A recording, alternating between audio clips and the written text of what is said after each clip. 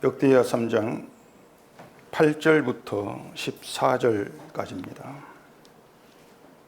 또 지성소를 지었으니 성전 넓이대로 길이가 20규빗이요 너비도 20규빗이라 순금 600달란트로 입혔으니 못 무게가 금 50세겔이요 다락들도 금으로 입혔더라.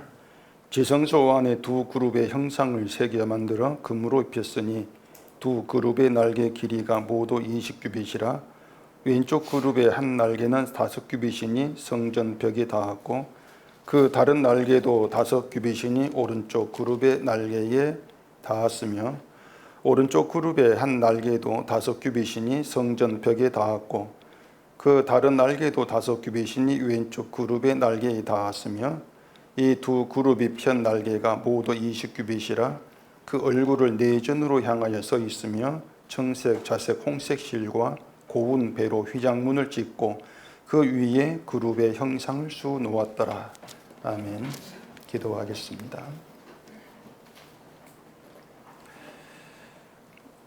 하나님 아버지, 저희 이 시간도 한 자리에 모이게 하셔서 또 말씀을 피우고 듣게 하심을 감사합니다.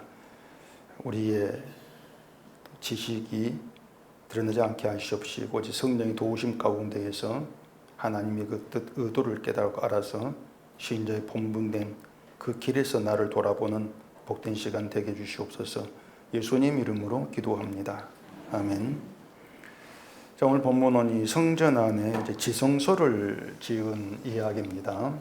8절을 다시 봐보십시다.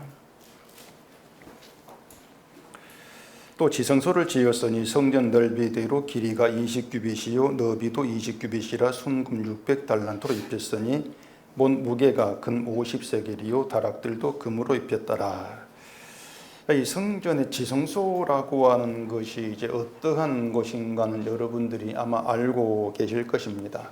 이 솔로몬의 성전 지성소가 20규빗이 이제 9m 정도 된다고 했으니까 길이와 넓이가 9m 정도 되는 그런 하나의 장소, 공간이 되는 것이죠. 자, 그리고 그 지성소 안을 이제 순금 600달란트로 입혔다 이렇게 되어 있는데 600달란트를 이제 킬로그램으로 환산하면 20톤이 넘는 이제 그런 무게예요. 어마어마한 이제 금으로 지성소를 이제 입혀 놓은 것이죠. 그리고 이제 그 금을 아마 고정하는 데 필요한 못이라고 할 수가 있는데 그 못 무게가 이제 50세겔 금으로 만들었는데 이렇게 되어 있는데 이 50세겔은 570g 정도밖에 안 됩니다.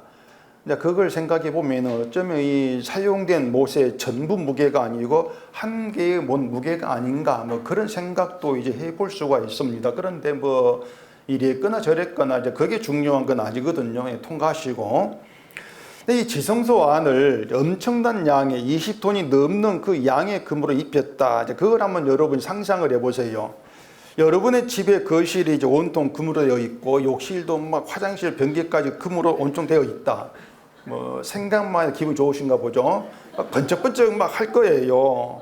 지성소도 그 사방이 금으로 입혀 있다는 걸 상상해 보면은 막 반짝반짝 빛이 나는 그런 지성소이지 않겠는가? 그렇게 생각될 수가 있는데 이 지성소에는 창이 없습니다. 창문이 없어요. 그래서 외부에서 들어오는 빛이 없기 때문에 사방이 금으로 되어 있다 할지라도 캄캄합니다. 금이 빛을 발산하지 않거든요. 빛을 반사하는 것이지 금 자체가 빛을 막 내보이는 그런 금속 아니지 않습니까? 그렇기 때문에 뭐 금으로 쳐 발라놔도 캄캄해요. 그 10절부터 보면 이제 두 그룹의 형상을 새겨 만들었다 이런 내용이 있는데 이건 사방벽을 이제 두 그룹 천사 둘로 이제 형상을 새겼다 그런 뜻이란 말입니다. 이게 지성소인데 근데 지성소에는 들어가는 게 이제 하나 있습니다. 그게 뭐겠죠? 지성소에 집어 들어가는 거 딱 하나. 이거 언약궤죠. 언약궤를 지성소에 이제 보관한단 말입니다. 그렇기 때문에 지성소에 이제 그 언약궤가 있다. 언약궤라고 하는 것은 하나님의 임재를 상징하는 그러한 것으로 이스라엘이 이제 받아들이는데 그 지성소에 언약궤가 있는 그런 지성소는 한마디로 하나님이 임재하신 거룩과 영광의 장소예요. 이스라엘 백성들에게. 그렇기 때문에 누구나 그 지성소에는 못 들어갑니다. 아무도 들어갈 수가 없고 대제사장만이 1년에 딱 한 번 대속죄일에 들어가도록 그렇게 되어 있는 공간입니다. 근데 그런 이 영광의 그런 지성소 공간이 온통 캄캄한 어둠 속에 있다고 하는 것이에요. 자, 그러면은 아이고 지성소가 어두우니까 우리가 등을 켭시다. 그게 맞을 것 같습니까? 그게 안 되는 것이란 말입니다. 이게 인간들 마음대로 지성소를 밝히기 위해 등을 켠다? 뭐 결국은 이제 지성소를 인간이 마음대로 바꾸는 것이기 때문에 죽임을 당할 수밖에 없다고 하는 것이에요. 지성소가 어두웠다 해서 하나님 불편하겠습니까? 하나님께는 불편한 게 없어요. 누가 불편합니까? 그냥 거기에 들어간 대제사장 딱 1년에 한 번. 뭐 그때면 좀 불편하겠죠. 근데 만약 제사장이 나 불편하니까 등을 켜자. 그렇게 나온다면 그게 죽음을 자초하는 그런 일이 될 수밖에 없단 말입니다. 자, 그런데 이 지성소가 생각해 보면은 괜히 어둡게 되어 있는 건 사실 아니에요. 그 지성소 앞에 성소가 있습니다. 성소와 지성소로 나누어져 있는데 성소가 있어요. 지성소 앞에. 그 성소에는 등잔이 있습니다. 등불을 켠 등단이 있는데 그 성소에 등잔이 있어가지고 그 앞에 떡을 밝힌다. 그걸 생각해 보면은 지성소에도 등잔을 놓을 법도 한데 그렇게 하지 않고 지성소를 어둠의 상태 그대로 둔다고 하는 것은 그 지성소의 어둠을 통해서 뭔가 나타내고자 하는 거 있지 아니할까 그런 생각을 해볼 수가 있단 말입니다. 자, 그걸 제가 좀 이제 말씀드리려고 하는데, 자, 지성소 안에 언약궤가 들어간다 그랬습니다. 언약궤가 있는데 그 언약궤 안에 들어있는 것을 이제 대개 세 가지로 말합니다. 만내를 담은 항아리, 또 뭐가 있죠? 아론 지팡이, 또 뭐가 있습니까? 두 돌판. 이렇게 세 가지가 언약궤에 들어간다. 이렇게들 알고 있는데 이걸 히브리서 9장에 그렇게 말을 해요. 히브리서에서는. 그런데 열왕기상이나 역대하에서는 두 돌판 외에 아무것도 없다. 이렇게 얘기를 합니다. 역대하 5장을 가서 확인해 보십시다. 역대하 5장 10절입니다. 궤 안에는 두 돌판 외에 아무것도 없으니 이것은 이스라엘 자손이 애굽에서 나온 후 여호와께서 그들과 언약을 세우실 때에 모세가 호렙에서 그 안에 넣은 것이더라. 이렇게 말하거든요. 자, 이것을 이제 두고 히브리서와 역대하 열왕기상의 내용이 안 맞다고 하면서 뭐 성경에 오류가 있니 없니 그렇게 따지는 사람도 있어요. 근데 성경은 그렇게 따질 문제가 아니고 궤 안에 두 돌판만 있다 이렇게 말하는 걸 통해서 뭘 이제 나타내려고 하느냐 우리는 그걸 생각해야 한단 말입니다.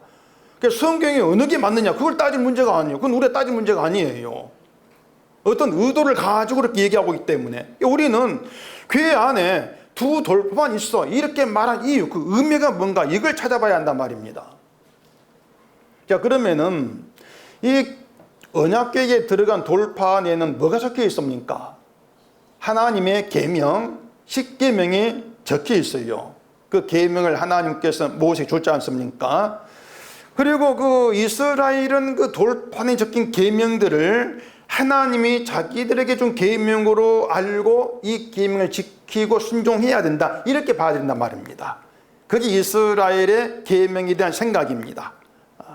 그러니까 이스라엘은 계명이 있는 대로 뭐 성전 건축에서 이제 제사 드리다 또 제물 바치자 11조 하자 그렇게 하면서 자신들이 말씀대로 살고 율법을 잘 지키고 있다고 착각을 하는 거예요. 그것이 그렇게 율법을 따라 하나님을 섬기고 경외하면은 하나님께서 복과 구원을 내리신다. 그게 유대인들 이스라엘의 신앙이었단 말입니다.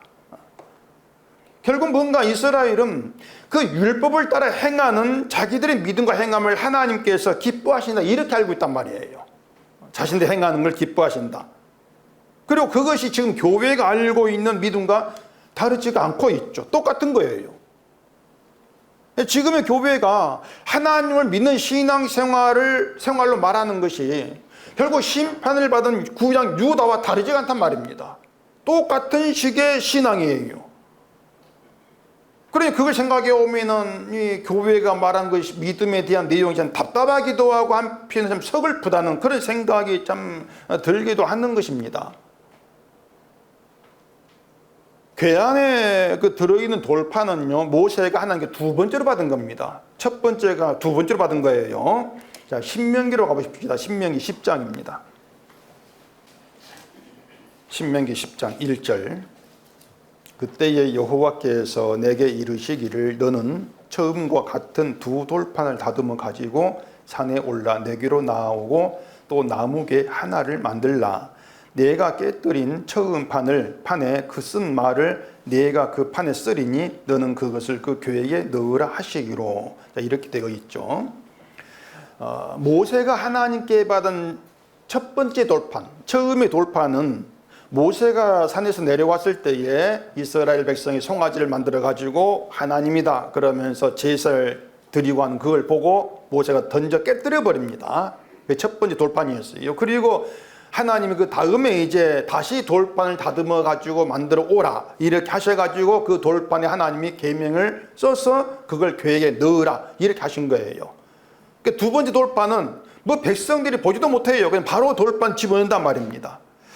이걸 보면은요, 두 번째 다시 돌판 만드신 것은 모세가 백성들에게 가지고 가서 뭐 보여주고 외치는 그런 용도가 아니고 궤에 넣기 위한 돌판이다 이렇게 볼 수 있단 말이에요. 그러니까 우리가 생각할 것은 그 두 번째 돌판을 굳이 만들어 가지고 궤에 집어넣어 버리는 그 의미가 뭘까 이걸 생각해 볼 필요가 있단 말입니다. 이건 매우 중요한 내용이에요. 율법에 대한 하나님의 취지, 율법에 대해서 이스라엘 백성이 어떤 자세를 가져든 이게 거기에 담겨 있단 말입니다. 그게 매우 중요한 내용이에요. 자, 다시 만든 돌판을 가지고 만약에 모세가 백성들에 간다. 그러면은 그 돌판이 어떻게 되겠습니까? 다시 또 던져가지고 깨뜨릴 수밖에 없어요. 왜 그런가 하면은 이스라엘의 백성 인간 되면 그들이란 말입니다. 변하지가 않아요.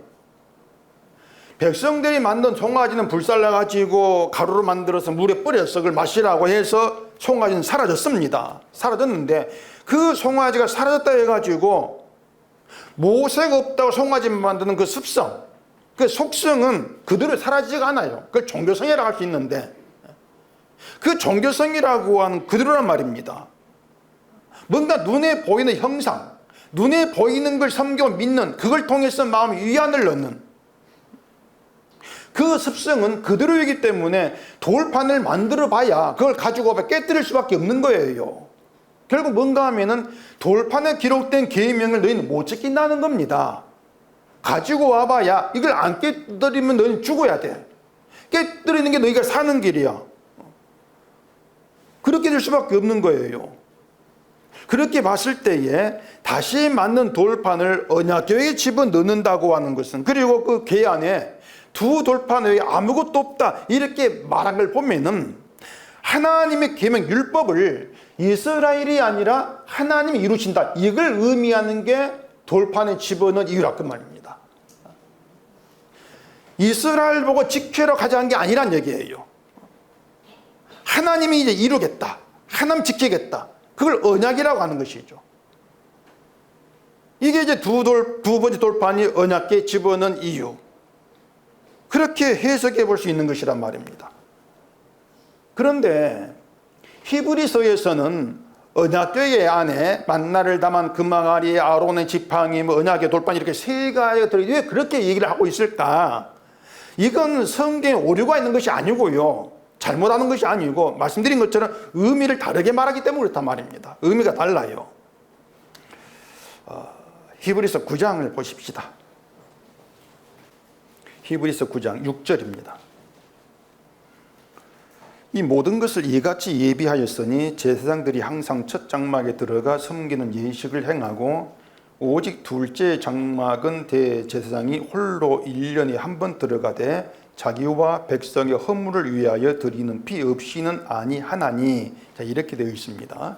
그 둘째 장막은 지성소를 얘기해요. 그 지성소에 들어가서 자기와 백성의 허물을 위해서 드리는 피 피를 드리는, 이렇게 이제 얘기하지 않습니까? 결국 뭔가, 히브리서 뭔가 말한 게 뭔가 하면은 자기와 백성의 허물을 위하여 드리는 피 없이는 아니한다. 이것은 언약궤를 덮은 속죄소에 피를 뿌리는 그걸 얘기한단 말입니다. 그 속죄소에 피를 뿌려 죄가 용서되는 그 얘기를 하고 있는 거예요. 그 언약궤에 들어있는 세 가지는 모두 백성들의 죄, 허물을 보여줍니다. 만나를 담은 항아리나 아론 지팡이, 모든 것이 이제 불평과 도전과 또 율법을 지키지 않고 우상 섬기는 이 모든 이스라엘 죄를 암시하는 게 그 언약궤에 들어있는 세 가지란 말이에요. 그렇게 보면은 우리가 알고 있는 대로 백성의 죄 위에 피가 뿌려짐으로써 죄가 용서되는 것을 말하기 위해서 히브리서에서는 언약궤 속에 세 가지가 들어있는 것으로 그렇게 얘기한다고 할 수 있단 말이에요. 이해가 되십니까? 예. 하여튼 제가 은속게 믿으니까. 반면에 역대하에서는 그런 의미가 아니고 죄 용서를 지금 가르치는 거 아니고 율법을 하나님께서 이루신다. 이 언약을 말하기 위해서 돌파만 들어있는 것으로 이렇게 말하는 것으로 보자 그 말입니다.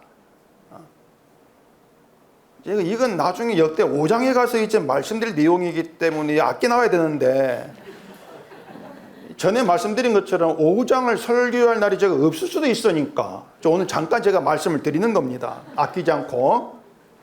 자, 언약궤의 율법 돌판이 이제 들어가고 그 언약궤에 희생 제물의 피가 뿌려진다는 걸 생각해 보면은 결국 예수님이 십자가에 피를 죽으심으로써 언약을 이루실 일, 그걸 지금 미리 보여주는 것이 언약궤에 들어있는 돌판이다. 이런 얘기가 되어지는 것이에요. 그렇게 보면은 지성소가 있고 그 안에 언약궤가 들어가고 언약궤 안에는 돌판이 들어가는 이런 모든 내용들이 이스라엘에게 가르치는 것이 뭐겠냐 말입니다. 뭘 가르치겠는가? 하나님의 율법은 하나님이 이루신다. 너희가 지키고 이룰 것이 아니야. 그걸 가르치는 내용이라고 하셨단 말이에요. 결국 뭔가 하면은 언약궤가 이스라엘에 보여주는 것은 너희가 지키고 이룰 건 없다는 겁니다. 그게 계명의 취지라고 하는 것이에요. 그런데 하나님의 성는 지성소 언약궤 이런 모든 것들이 그러한 뜻을 담고 있다는 걸 알지 못한 이스라엘이 성전에서 열심히 제사하면서 제물 바치고 이런 것들 통해서 자기들이 말씀을 잘 지키고 있고 잘 따르고 있고 여호와를 섬긴다. 이렇게 본단 말이에요. 그렇게 보는 가운데에 자기는 백성이고 구원받을 것이고 복받을 것이고 이렇게 알아보지 않겠냐 말입니다. 그런 이스라엘의 생각이 결국은 성전을 짓고 있으면서도 눈으로 보고 있으면서도 그 성전의 의미를 알지 못하는 인간의 미련 어리석은 생각, 그렇게 드러난단 말입니다. 그런데 그런 미련함이 지금의 교회를 통해서 그대로 드러나고 있다는 것이에요. 지금의 교회의 신앙이 늘 말한 것처럼 유대교의 신앙과 똑같단 말입니다. 그 심판을 받는 이스라엘의 신앙이에요. 그 십자가를 얘기하면서 십자가 의미를 모르죠. 예수님이 피 흘림으로써 말씀을 다 이루신 완성을 의미하는 십자가다. 그렇기 때문에 십자가를 믿는 사람에게는 내가 행하고 지키고 이루어야 될 말씀이 없다는 것입니다. 그걸 모르는 거죠. 그걸 모르기 때문에 늘 말씀을 지켜야 된다고 고집하는 사람들. 그들이 말하는 십자가는 가짜예요. 그것은요. 십자가 아니에요. 결국 그렇게 말씀을 지켜야 될 것을 아는 그런 사람들이 빛으로 오신 예수님이 어둠을 비춰도 내가 어둠이라는 것, 이걸 깨닫지를 못합니다. 오히려 빛이 어둠 비춘다 이런 말씀을 통해서 내가 빛이 돼야 돼, 내가 빛이 되어 비치해야 돼, 이렇게 알아보고 있는 것이죠.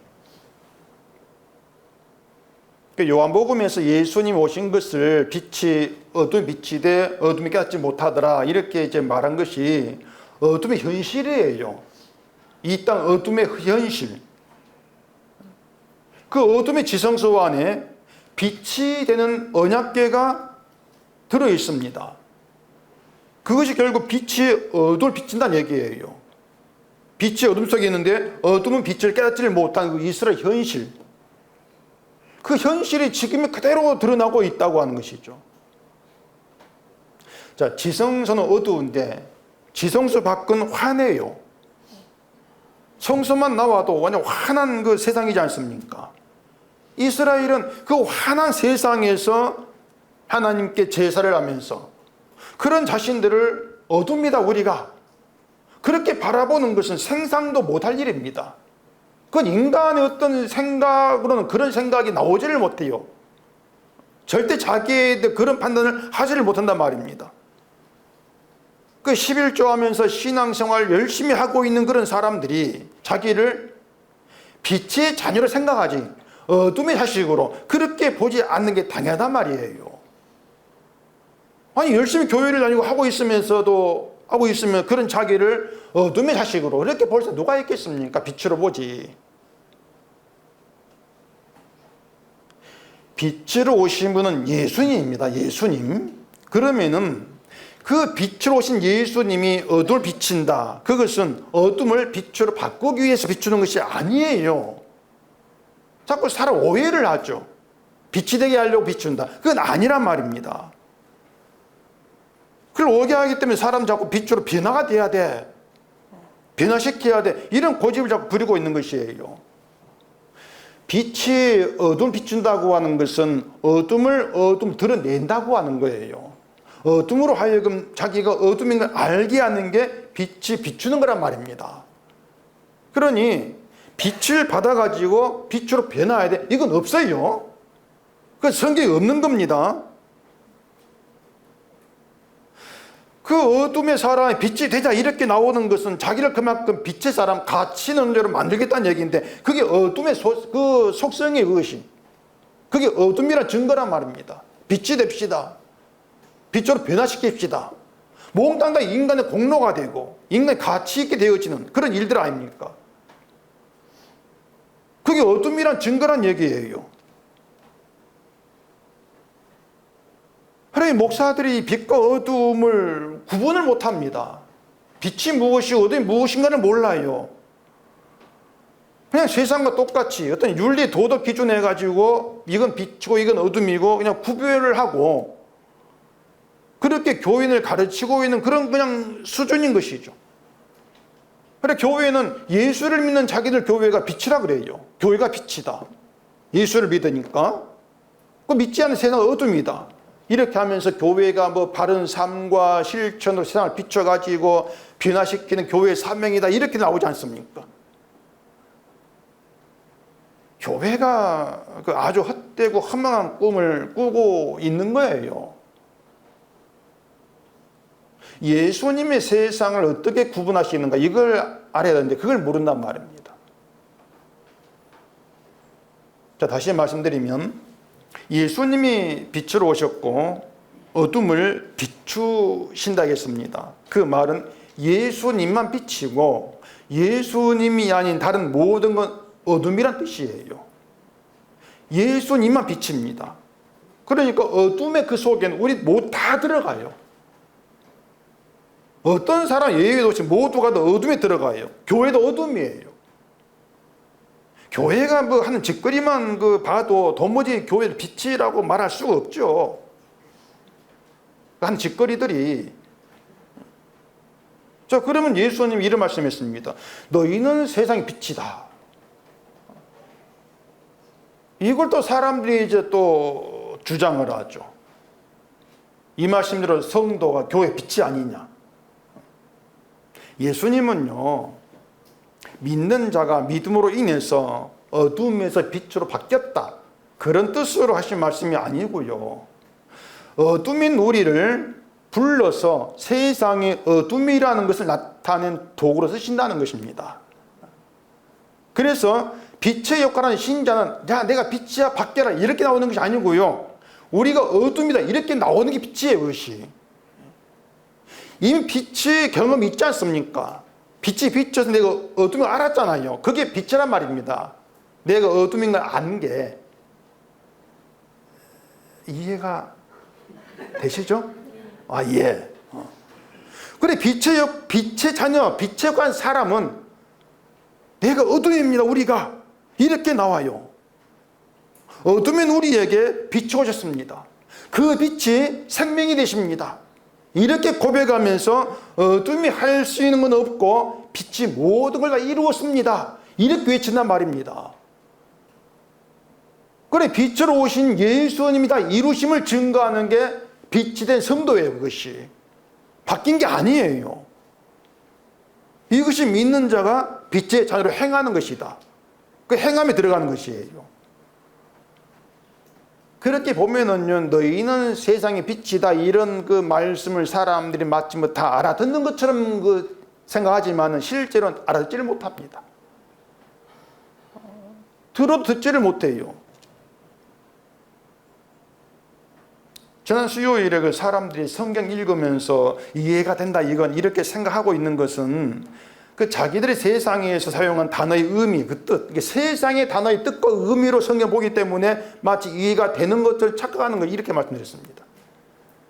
빛이라고 하는 것, 빛을 이 세상에서 막 어떤 범죄가 있는 곳에다가 가가지고 봉사하고 해서 그것을 변화시키고 뭐 회개하게 해가지고 범죄하지 않게 하고, 이걸 빛의 일로 그렇게 알기 때문에 세상의 빛이다, 이건 이런 뜻이구나, 그렇게 자기 멋대로 막 해석해버린 것이에요. 예수는 전혀 그런 뜻으로 말씀한 게 아닌데, 결국에 너희는 어둠이야, 그래서 빛이 내가 비춰서 변화시킬 거야, 이렇게 나온다는 것은 나는 빛이고 너희는 어둠이라고 하는 구별의식이 있다, 그 말이에요. 그게 차별의식, 차별의식. 그런 차별의식이 어둠의 생각이라는 얘기입니다. 그러니까 나는 너희와 달라, 내 믿음은 당신 믿은 것보다 좀 낫지 않는가, 이런 의식들, 자꾸 나와 저 사람 갈라치게 하려고 하는 거, 나는 조금 높이고 저는 조금 낮추려고 하는 그런 의식들, 이런 모든 것들이 내가 어둠이구나, 어둠에 속했다고 한 드러내는 사고방식이라는 말입니다. 그런 점이 이스라엘도 자기들을 다르게 보지 않습니까? 우린 하나님 율법을 받은 거룩한 백성, 이런 구별의식, 그런 구별의식 가운데에서 이방인들은 율법이 없는 자들, 너희들은 개같은 존재들, 그렇게 나누고 있는 거예요. 유대인들은 하나님 자신들을 율법이 없는 백성과 똑같이 어둠으로 본다는 걸 상상치도 못하고 있는 것이죠. 똑같이 어둠의 이방인으로 본다. 그걸 이스라엘은 지금도 몰라요. 참 알려주고 싶은데 봐도 뭐 알려줘도 그거 알아듣나 모르지. 지성소에는 아무도 들어가지를 못하고 이제 대제사장이 1년에 한 번 대속제일에 딱 제물의 피를 들고 들어간다고 했는데, 그만큼 그 지성소는 거룩한 장소입니다. 유대인들에게 정말 거룩의 거룩을 더한 장소예요. 그 지성소에 하나님이 계신다고 그렇게들 이제 알고 있죠. 하나님이 계셔서 임재하고 계시고 영광이 함께하고, 그래서 거기 복이 나오고 이렇게 알고 있는데, 그런 지성소를 이스라엘이 어떻게 대할까, 어떻게 생각할까 짐작하고 남아요. 그 지성소에 금을 20톤 써가지고 입힌다고 하는 것도 그 성전에서 하나님이 계실 거룩한 장소, 그런 의미에서 그렇게 하지 않겠습니까? 그런데 그렇게 거룩한 지성소가 이방인에 의해서 짓밟힙니다. 무너져요. 산상조각이 나요. 이스라엘 백성은 감히 들어가지도 못한 그런 곳을 이방이 침범해가지고 마음대로 들어갑니다. 그 지성소를 마음대로 들어가서 다 부수면서 그냥 나왔겠습니까? 여러분과 어떻게 해요? 금 뜯어오죠. 누가 그걸 놔두고 와요? 그 금을 바빌론 사람 다 뜯어갔어요. 그러니까 그걸 보는 유대인 심정을 생각해 보자는 말입니다. 어떻겠어요? 그동안에는 하나님 믿는다 우울감이 있었고, 하나님이 계신 성전도 있다, 그렇게 하면서 우리 다른 너희들과 달라, 이렇게 생각이 왔는데, 그런 차별의식의 엉터리라는 거, 그게 성전이 무너지고 지성소가 짓밟히는 것으로 드러나는 거예요. 아니, 이방이 짓밟은 이런 지성소가 무슨 거룩한 곳이야, 결국 너희가 잘못 생각했잖아, 이래 드러난단 말입니다. 그런 이런 과정들을 우리가 생각해 본다면은, 하나님이 바빌론을 통해서 성전을 무너뜨리고 지성소까지 짓밟히게 하시고 언약궤까지도 바빌론에게 빼앗기게 하신 그 일들이 뭔가 하면은 유다 백성들을 향해서 너희도 어둠이야, 까불지 마, 너희도 어둠이다, 이걸 나타내시는 일이라고 할 수가 있는 거예요. 결국에 성전이 부서지는 일을 통해서 세상의 빛으로 구별되는 것은 없고 모두가 어둠이다, 이렇게 드러난 거, 그걸 드러내고 알게 하기 위해서 결국은 하나님이 인간의 손으로 성전 짓도록 허용을 하신 그 취지다, 이렇게 말할 수 있단 말입니다. 하나님이 성전 귀하게 높인 게 아니에요. 한번 지어봐라 어떻게 되는가, 그걸 가르치려고 하신 것이죠. 이걸 우리가 이제 예수님의 일에서 또 확인할 수가 있는데, 마태복음 27장을 가보십시다. 마태복음 27장 45절입니다. 제6시로부터 온 땅에 어둠이 임하여 제9시까지 계속되더니 제9시쯤에 예수께서 크게 소리질러 이르시되 엘리 엘리 라마 사막다니 하시니 이는 곧 나의 하나님 나의 하나님 어찌하여 나를 버리셨나이까 뜻이라. 예수님 죽으실 때 온 땅에 어둠이 임했습니다. 여러분이 수없이 읽고 아는 내용일 건데 아마 그냥 어둠이 임했구나 알고 넘어갔을 거예요. 근데 이 내용을 오늘 본문 제가 말씀드린 거 연결해 보면은 얘기가 있어요. 이게 무슨 의미인가 하면은, 자, 예수님을 못 박은 십자가, 예수님이 그 십자가 달려 죽기 전에 온 땅이 어둠이 임했다. 그 의미가 뭔가 하면은 십자가 아래에 있는 세상이 다 어둠이다, 이걸 드러내고 있단 말입니다. 그러니까 예수를 버리고, 그래서 예수가 없는 세상의 어둠이라고 하는 거예요. 예수가 없는 세상의 어둠이다. 결국에 예수님이 유대인들에게 오신 것이 빛이 어둠을 비추는 것이었는데, 유대인들은 자기를 빛으로 생각하기 때문에 빛 필요 없어, 참된 빛을 버려버린 거란 말입니다. 그게 어둠이라는 것을 예수님이 죽으실 때에 어둠이 임한 것으로 나타낸 거예요. 그러니까 그 유대인들이 자기를 빛으로 얘기했는데 온 땅이 어둠이 돼버려요. 결국 뭡니까? 그 어둠의 땅 속에서 나는 빛이라고 하면서 자기를 더 낮게 구별할 자가 아무도 없게 되어진단 말입니다. 유대인, 율법 지키면서 열심히 말씀 산다고 하는 그들 다 유대 어둠이었어. 그래, 어둠 속에서 난 달라, 이게 아무 의미가 없다는 얘기예요. 그게 어둠의 사고방식이란 얘기입니다. 그러니까 교회가 자꾸 교회를 빛이라고 하면서 교회와 세상 달라, 자꾸 뭔가 다르게 나누고 있는 것은 그게 어둠이에요. 그게 유대 사고방식이란 얘기입니다. 예수님이 십자가에 다 이루실 때에 세상에 어둠이 있다, 그걸 의미하고 있는 거예요. 십자가라고 하는 건, 십자가는 예수님이 이루신 것이기 때문에 그 십자가 아래에서 나는 다르다, 이런 차별의식을 인정하지 않습니다. 십자가는 절대 인정하지를 않아요.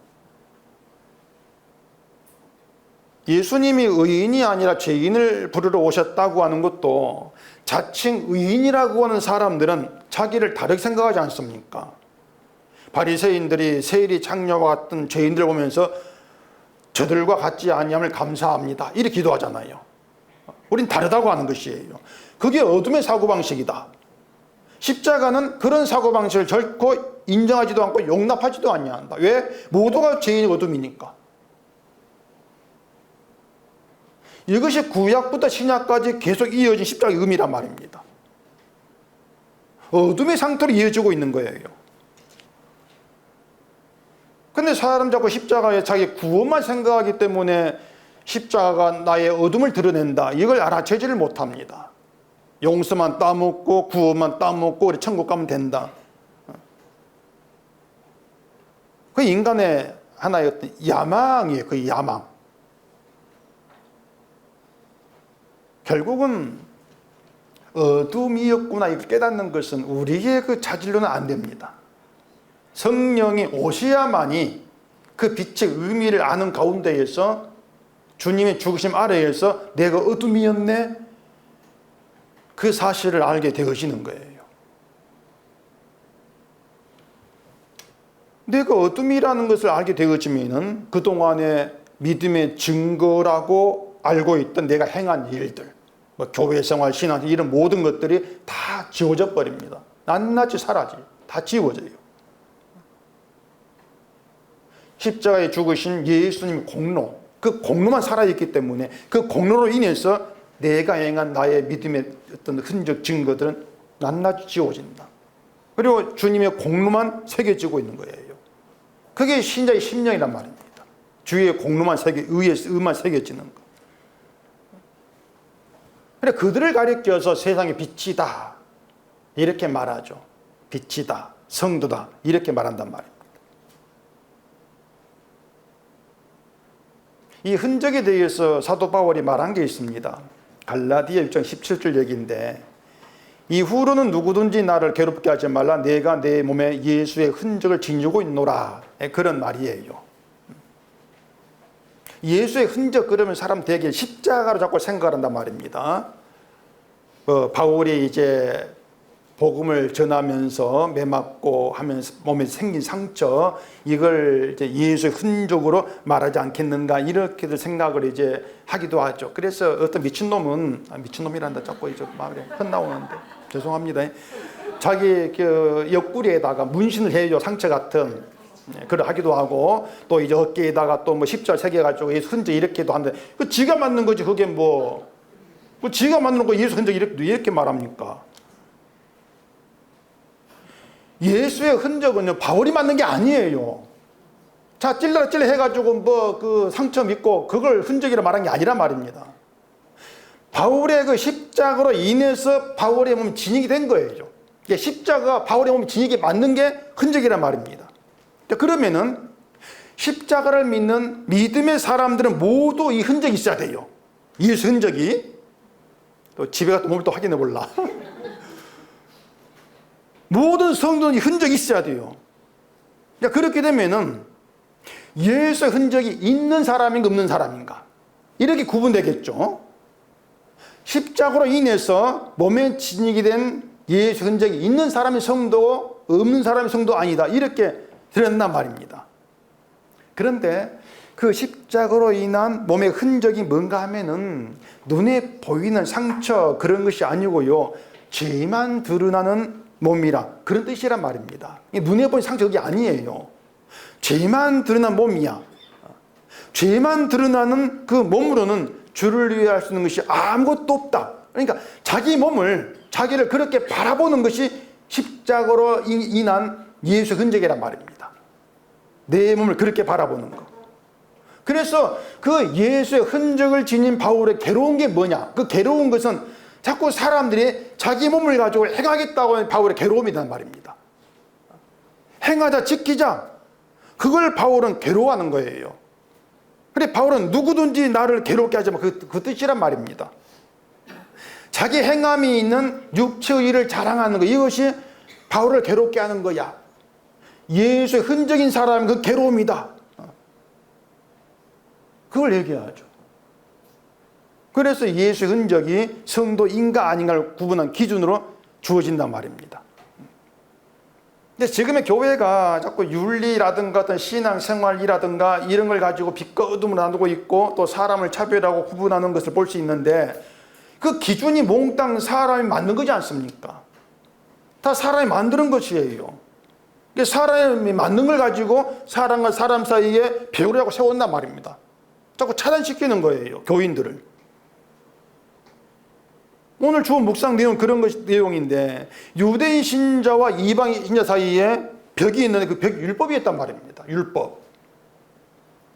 앞에서 말한 것처럼 하나님이 율법을 주신 취지는 율법 지키고 행할 수 없는 어둠의 인간됨을 나타내기 위한 것인데, 유대인들은 율법을 사람을 구분하는 그 기준으로 세워버린 겁니다. 율법을 지키고 행하는 게 그게 믿음이고 그게 신자야. 그래, 예수를 믿어도 그 율법대로 살아야 되고 지키는 있어야 돼. 그게 진짜 믿음이야. 그렇게 율법이 벽이 되어가지고 유대인과 이방인 신자를 차별해 버린단 말입니다. 또 이방인 신자는 또 다 그렇죠. 율법이 없이도 예수를 믿을 수가 있어. 율법이 없어도 예수의 말씀을 따라 사는 자기들이 정당해. 또 그렇게 주장하는 거예요. 그렇게 충돌한단 말입니다. 그래 바울은 서로에게 맡긴 그 담을 예수님이 자기 육체로 헐어버렸다 이렇게 말씀했는데, 예수님의 죽으심으로 모두가 어둠으로 드러났다 그 뜻이에요. 너도 어둠이고 너도 어둠이잖아. 율법이 있어도 어둠이고 없어도 어둠이야. 그 뜻이란 말입니다. 그러니 그게 벽이 이제 허물어진 거예요. 그렇게 어둠에 있는 사람을 누가 더 낫다, 누가 더 믿음이 있다 이렇게 구분할 수 있는 담이라고 하는 건 존재할 수가 없습니다. 어둠 속에서는 똑같이 어둠이니까. 그래 교회는 어둠이 돼야 돼. 빛이 되면 안 돼요. 빛이 되면 누구의 빛이든 밝으냐 이렇게 나온단 말입니다. 또 모르지. 어두우면 나는 조금 덜 어둡다 이렇게 나올지 모르겠는데.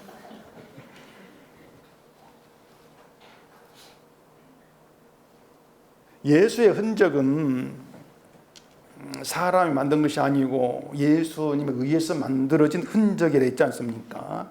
그것이 인간 육체에서는 죄만 나오고 육체로 하는 모든 건 선이 없다. 그게 성도에게 새겨진 흔적이라고 보시면 되는 거예요.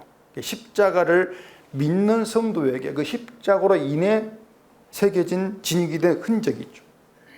그 흔적이 있는 자가 성도로 구분된단 말입니다. 그래서 성도가 빛의 자녀로 행한다고 하는 것도 그 흔적이 그대로 증거되는 거, 그렇게 이해하면 되는 문제예요. 많은 분들이 저에게 이제 하소연하고 있는 것 중에 하나가 뭔가 하면은 교회 가는 괴롭다는 겁니다. 그걸 하소연을 많이 해요. 교회가 목사 설교가 항상 어떻게 살아야 되고 행해야 되고 섬겨야 되고 이제 그래야 복을 받고 그런 그 말밖에 없는데 그걸 듣기가 괴롭다는 거예요. 근데 이제 이게 또 재미있는 게 뭔가 하면은요, 예수의 흔적이 없는 사람들은 복음을 듣기를 괴로워합니다. 그러니까 양쪽 다 괴로움이 있는 거예요. 인간의 몸으로 행할 건 없습니다. 인간 행함이 공로가 되지 못합니다. 인간은 죄로 인해 죽은 자입니다. 이런 그 복음 말들을 듣기가 괴로운 사람들이 있단 말입니다.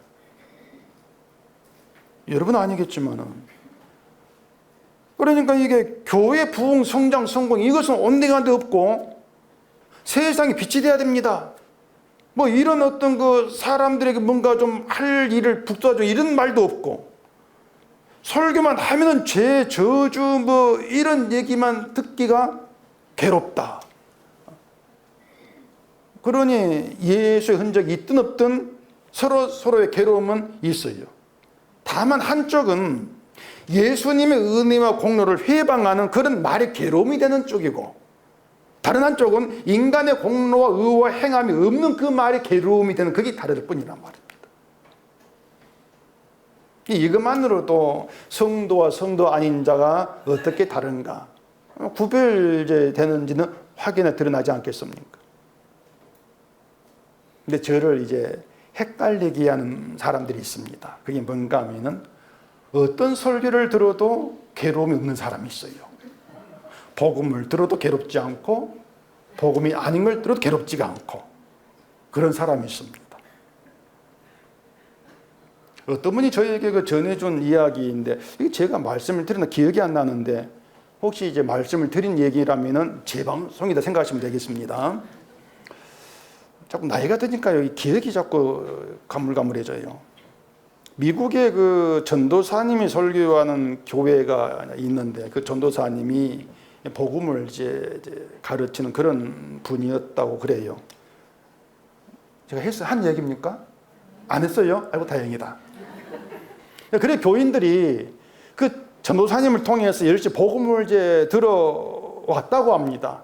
근데 그분이 얼마 전에 암으로 이제 세상을 떠났다는 거예요.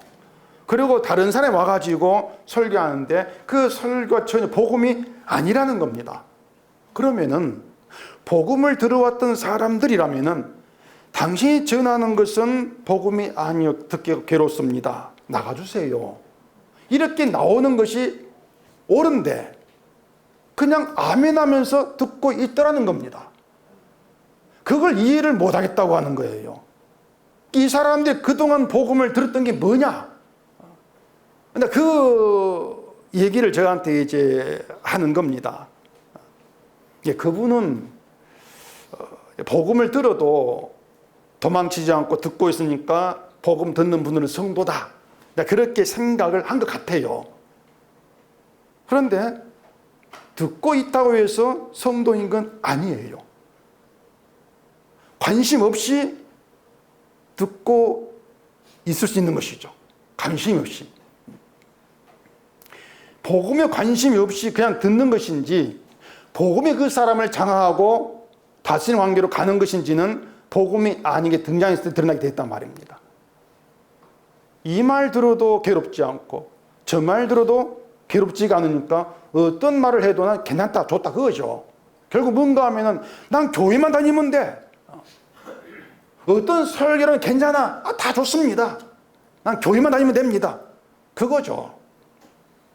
그걸 예수님은 이제 미지근하다. 이렇게 계시록에서 이제 라오디아 교회에게 하신 말씀이 있는데 그걸 말씀하시면서 내 입에서 토하여 버린다. 이렇게 말씀했단 말입니다. 인간이 그래요, 사실은요. 그래서 저는 은석교회도 기대를 하지를 않습니다. 아무 기대를 정말 하지를 않습니다. 복음을 듣고 있으니까 복음 믿는 예수를 믿는 성도다. 저는 그렇게 믿지를 않습니다. 제가 사라지고 다른 복음이 등장해야 알 수 있는 문제죠. 모르죠. 여러분이 복음 아닌 설교가 막 예쳤는데도 또 글 듣고 아멘 좋아할지도 모르겠죠. 그래서 예수의 흔적을 지닌 성도는요, 말씀을 듣는 그때그때 등장한다. 그렇게 보시면 될 문제예요. 그때그때 등장한다. 오늘 이 시간 말씀드리면서 내가 어둠이구나. 그렇게 자기를 보게 되어지고 또 그 말씀을 통해서 내 의와 공로가 그 시간에 부인되면서 내 몸으로 행할 것은 없다는 그런 고백과 함께 예수님이 이루신 십자가의 의가 감사가 된다면, 지금 이 시간에 감사가 된다면 지금 이 시간은 성령이 함께 성도다. 그렇게 드러나는 것이죠. 지금 이 시간이 성도인 것이에요. 그런데 지금 이 시간 오늘 성도니까 내일도 성도다. 그 생각은 버리자 그 말입니다. 그렇게 우리가 자기에 대해 기대하고 믿을 문제가 아니란 얘기예요. 내일의 나를 내가 알 수가 없단 말입니다. 내일도 나는 예수를 부인하지 않고 믿을 것이야. 그 생각은요, 내일의 믿음을 내가 책임지겠다 그 뜻이란 말입니다. 내일 내가 믿을 거야. 그건 성령을 믿는 게 아니에요. 내가 나를 믿는 것이지. 자기 자신감이지.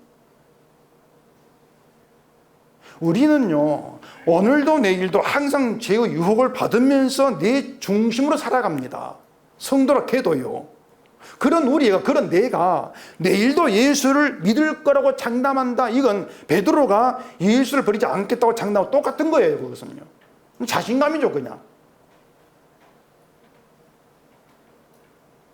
그래서 저는 여러분들 그렇게 보지 않기 때문에 기대하지 아니한다. 그런 말씀 드린 겁니다. 근데 지금 이 순간은 여러분이 성도인 걸 제가 믿죠. 지금 이 시간은. 내일은 모르겠다 그 말입니다. 다음 주는 모르겠다 그 뜻이에요. 저 어떻게 알겠습니까? 다음 주. 우리의 하루하루는요, 어둠의 사람답게 나에게 유익한 길만 생각으로 나아가고 있습니다. 그런 우리들을 사로잡고 다스리면서 내가 어떤 존재인가를 보게 하고 생명이 되신 예수님의 용서의 은혜 감사가 만들어 가시는 분이 성령이란 말이에요. 그게 주의 일이란 말입니다. 그래서 오늘 나의 나 된 것은 주의 은혜이고 만약 내일에도 주의 의를 믿는 나로 존재한다면 그런 것도 주의 은혜란 말입니다. 그래서 내가 한 일이라고는 아무것도 나올 것이 없는 그 심령, 그 흔적이 새겨진 그 심령이 바로 가난한 성도, 심령이 가난한 성도에 속하는 말입니다. 그래서 성도는요, 믿음에 대한 자기의 모든 노력과 열심히 실패를 경험한 사람이에요. 늘 실패를 경험해요. 실패하는 것, 우리가 실패하는 것이 예수님을 알게 되어지고 구원되는 길, 그리 생각하시면 돼요. 실패가 경험이 돼야 돼요. 성공이 아니고요, 실패 속에서 동정함을 느낀단 말입니다. 나 믿음에 성공했어 그러면 차별이 돼요. 나 믿으면 날마다 실패할 수밖에, 실패합니다. 그게 성도의 동질감이에요. 그래, 나도 갔네. 그 미국 뉴욕에서 그 가끔 우리 은속교회 방문하시는 분이 이제 계신데 기억하실지 모르겠습니다. 그분과 함께 세 가정이 한 달에 2번 모임을 이제 가져요. 이분들 교회 이름을 어떻게 정하셨는가 하면은 실패하는 교회입니다. 그 뉴욕 교회 이름이 실패하는 교회. 그 교회 이름만 들어도 뭔가 친감이 막 생기지 않습니까? 많이 들어온 얘기잖아요. 막 동질감, 와, 우리 갔네, 그런 뭐 느낌이 일하지 않습니까? 저만 그런가 모르겠다. 뉴욕에서 예수를 믿든 한국 대구에서 예수를 믿든 인간 진리와 속성은 똑같습니다. 성도의 그 속성도 질 똑같은 거예요. 다르지가 않아요. 그래서 어디 있든지 간에 죄인이라고 하는 그 동질감, 실패한 자라는 그 동질감, 이것이 생생히 살아있는 그 관계로 함께하는 이 교회, 그게 교회예요. 그것이. 그러한 교회는요, 인간의 기준으로 만들어 세운 답이 없습니다. 그 뉴욕 이야기는 그 뉴욕 계신 분이 부탁을 했어요. 설교 시간에 뉴욕 이름 뭡니까? 얘기 좀 해달라. 그래서 제가 설교하다가 뭔가 연관이 되면 이제 말씀하겠습니다 했거든요. 실패를 제가 조작을 한 겁니다. 그분 얘기하려고 실패를 한 거예요. 근데 뭐 엉뚱한 말은 아니니까. 뉴욕 계신 분들 좋아하겠다. 그래, 예수님이 그 자기 몸으로 우리가 세운 담이라는 걸 다 허무셨다. 그게 좀 기억이 돼야 돼요. 실패한다고 해도 주저앉지 말고 열심히 기도하고 힘을 모아 성공합시다. 유대교적 사고방식입니다. 성공 자체가 인간에 가능하지가 않아요. 그래서 하나님이 지으라고 하신 성전, 그 성전한 지성소, 그 의미를 알게 되어지면은 하나님께서 유다에게 말씀을 지키고 행하여 영광 돌리라, 그런 유혹을 하신 적은 없고, 그 유다를 말씀을 이루시고 드러낸 도구로 쓰시는 오직 그 하나님 일만 드러나요. 그들을 무너뜨리고 포로되게 하신 것도 그런 취지란 말입니다. 유튜브에 보면은 그 북한에서 몰래 숨어가지고 예배 드리는 그런 영상이 좀 있는데, 그 영상을 제가 본 적이 있거든요. 그게 진짜인지 뭐 거짓으로 이제 맞는 건지 알 수는 없는데, 어쨌든 그들이 기도하는 걸 들으면 하면 굉장히 절절합니다. 기도가 막 속삭이다 하면 굉장히 절절해요. 근데 그 사람들을 또 이제 거기에 탈북시키려고 활동하는 그 중국 활동하는 성게 또 있어요. 제가 이런 생각을 해봅니다. 북한에서 저렇게 기도하는 사람이 탈북해가지고 한국에 와가지고도 한국 교회를 경험하게 되면 어떻게 될까? 아마 한국 교회화 되지 않겠는가? 그렇다면 탈북이 좋은 게 아니고 해가 돼요. 그냥 북한에 남아있어야 한단 말입니다. 근데 또 한편 생각하면은 탈북에서 그 북한에서의 믿음과 기도가 헛된 것이었다, 또 이걸 아는 좋지 아니할까? 뭐 그래서 북한에서 좋은 것이 나와도 좋은 것이고, 뭐 이렇든 저렇든지 간에 하나님이 이끄시는 삶에서 인간이 어떤 속성이 존재인가, 이걸 말씀으로 깨닫게 하시고 주의 의에 붙들어 놓으신 은혜가 우리를 살게 한다. 이건 분명하단 말입니다. 늘 은혜에 붙들려 살아가는 것이에요. 그래서 용서받은 거, 아무것도 하지 않은 거, 하는 게 없어도, 늘 실패 속에 있어도 용서받은 거, 그 용서받은 것만으로도 감사가 되는, 여기에 우리의 시선을 두고 용서받은 대로 살아가는 그 기쁨, 그 평안함, 그 자유, 그게 성도란 말입니다. 그렇게 용서받은 은혜로 살아가는 그게 예수님이 여러분에게 시작한 천국이에요. 그러니 다른 건 여러분 뭐 보지 마시고 늘 어둠에 드러난 우리의 그 실패 가운데에서 다 이루신 주님의 그 용서의 의만 바라보시면서 그 용서가 있는 천국, 그 천국이 늘 좀 경험되어지기를 바랍니다. 기도하겠습니다.